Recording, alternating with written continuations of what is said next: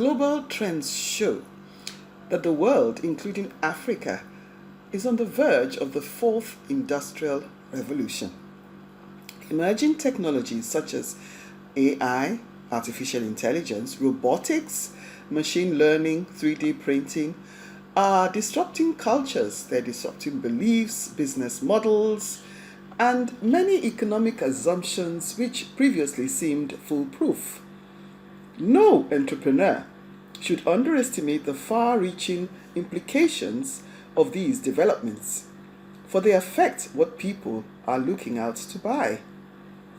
For example, robotics and AI can do everything a lawyer does, except perhaps stand before the judge to defend a client or close corporate deals. Some can do everything an accountant does, even present financials quite efficiently to a board of directors. Apparently, some can do everything a medical doctor can do, except for a few tasks that require human touch. If your offering falls into the category of what technology can handle, you may likely be out of business. Soft skills such as creativity are the reality of the future. What will grant competitive advantage for entrepreneurs who understand and embrace a knowledge-based economy is awareness of this. Have you observed that all things African and ethnic are selling now? Have you observed this, that beads made not with plastic or wood, but with materials such as kola nuts and other unusual items are hot cake in Europe now? Leading entrepreneurs watch trends to feel the pulse of the market. Even where their business offerings disrupt status quo, they know the risk will pay off. Welcome to the Enduring Wealth Alternate Learning Platform for Entrepreneurs. We are primed for the second session of today's teaching. The summit theme is still the leading entrepreneur. The subject of the lectures is 6 steps to becoming a leading entrepreneur. The topic for this session is finding the buyers. Let's help you identify your niche. At the end of this teaching, do not forget, subscribe to this channel if you have not already done so. Tap the like button if you gained from this teaching, and share this video with at least 5 contacts you know need to watch it. Now, to the slides. This thing you must do as a business owner is to define customer segments important to the business. Usually not more than 3 or 4. Your business cannot be everything to everybody. If you try to please everyone, you will end up pleasing no one. Prioritize the demands of different customers. Know the different needs of the segments. Then devise products, design service features, and plan marketing or care strategies to fit each one. Relationship with customers will differ for different segments and different products or services. Therefore, as a business owner, to learn what kind of relationship customers expect and to plan accordingly, invest a lot of time and energy to understand each customer in each segment. Whatever you're offering, you are not the only provider. To bring more orders and make a good profit, you need to build new features, create a value proposition that differentiates your products from those of competitors. A good product or service is not guaranteed to sell. You need to identify potential customers and persuade them to buy your option every time. To know why a customer prefers a product or service over another, you must think like him. Customer segments that contribute most to the buyer's bottom line require the most attention. Be wise. Scale back attention paid to customers who buy little but demand much time. Else, you will risk losing your more profitable clients. Customers love special attention. When they get the treatment they expect over time, they will become loyal. Consider that those with a good one-time transaction require less of your time and energy, yet they may bring good business. Therefore, treat all customers well. Getting customers is rarely easy, even if your offering is good. Turning a potential customer into an actual buyer occurs in stages. Customers must see how your offering fits their tastes, their preferences, or their lifestyles, even their budget. Because buying is often an emotional decision, you need appeal to the customer's senses by doing what needs to be done to persuade them that your product is worth their money. In this chart, you will observe 4 simple stages of acquiring buyers for your product or service. The first is where you make potential customers aware of your offering. In the second stage, you take proactive steps to get them interested in what you sell. Having gotten their attention, you then work on persuading them to will to buy. Potential customers can get stuck at any of the first 3 stages. They may be unaware of your product. They may be aware but not interested in buying. Then again, they may be interested but not persuaded to make the purchase. Or persuaded but not able to buy it. Let me give you a tip which I believe will help you scale through stage 3. Imagine that you are above water and the potential buyer is below water. You are trying to save this person by bringing him to where you are, the place of safety from drowning, where you both are persuaded that the product or service is good for him. Every no he says is not conclusive.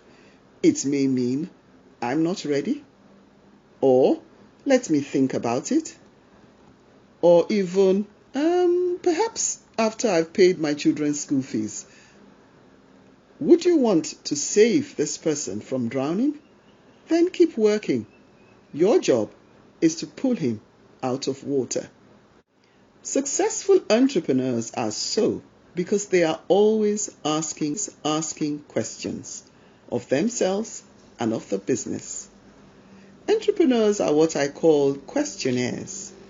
They consistently ask questions like, who am I creating value for? Who needs my product or service? Who can afford my offering? Why should they buy from me? Where are they located?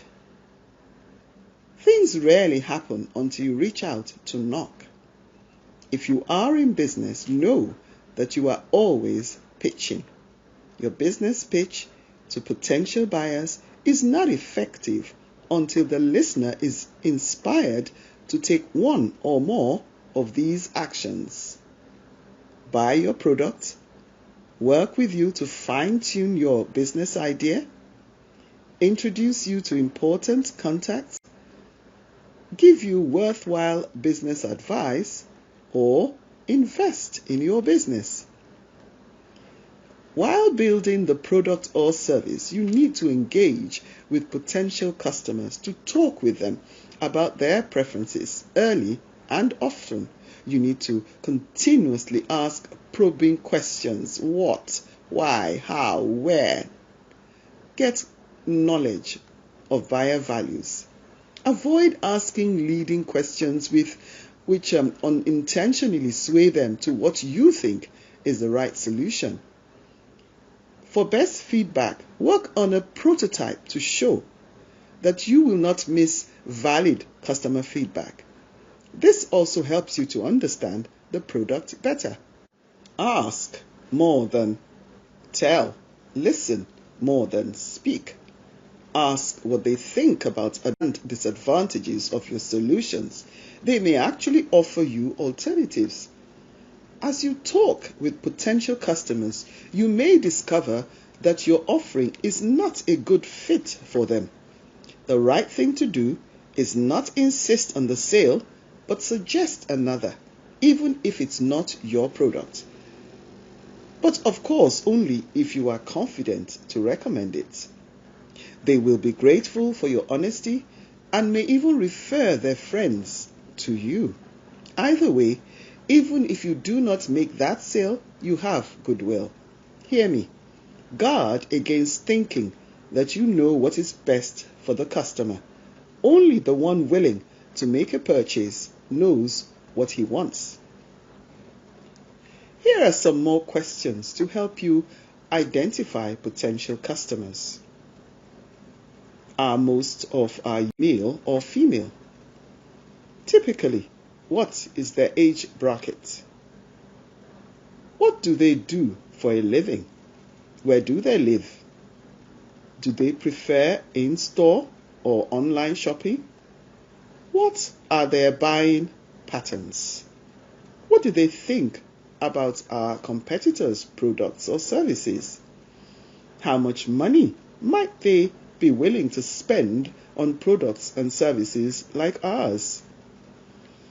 As you engage this checking of customer preferences, which, by the way, is a never-ending process, what you are really doing is determining how market-ready your offering is. As you seek the opinion of customer segments and potential buyers, be flexible. Feedback may lead to alternatives or significant change in product design or content. Stop trying to wink in the dark. Nobody will see you. Attend industry events to network and meet potential buyers. Attract attention to yourself. Speak up at events. Wear your brand. Project energy. Show up and be your best. Be an important part of your customers' communities. Share their content. Be valuable to them. They will want to reciprocate. A business succeeds by maximizing trading opportunities. Be recognizable. On social media, create simple but powerful content on your platforms. So show yourself as a thought leader willing to help others. Join conversations on trending topics, even if it is not your business. People will find you and be willing to connect with you.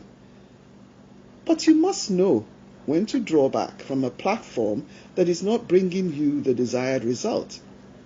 Do not be industrious in what clearly has no possible return. This is worse than being idle. If Facebook is not working for you, perhaps the friends you have are not the buyers you need. Go looking for the friends of friends to send friend requests to them. Or better still, open an Instagram account. Do not just use relevant hashtags. Visit the sites to see what other posts are on it and engage those you find there. Entrepreneurship is hard and smart work. It is not for the faint-hearted. The world is so desperate for solutions that age, gender, race, nationality notwithstanding, your problem-solving capability grants favor with men to make things easy for you. Your gift makes way for you. Great opportunities open up to you. The land favors you, and the people's kindness towards you overflows. Service is defined as producing a satisfactory experience. To satisfy, even exceed customer expectation, and to secure continuous patronage, it is imperative that you recognize and respect buyer values. Since much investment goes into persuading customers to buy, it makes sense to work just as hard to keep them. Pay attention to what they say. If they are happy, let them know you hope they continue to buy from you. If they are not happy, find out why and fix the problem. Do not risk losing an unhappy customer who may share the bad experience with others and cause you to lose more buyers, existing and potential. Unfortunately, providers who offer mediocre service to their customers frustrate the informed customer. With growing provider options and general personal funding constraints, this person is either forced to accept a less than desirable service or migrate to providers who he perceives are able and willing to offer better service experiences. We all know what the outcome of that will be. Now you know that good service will find buyers.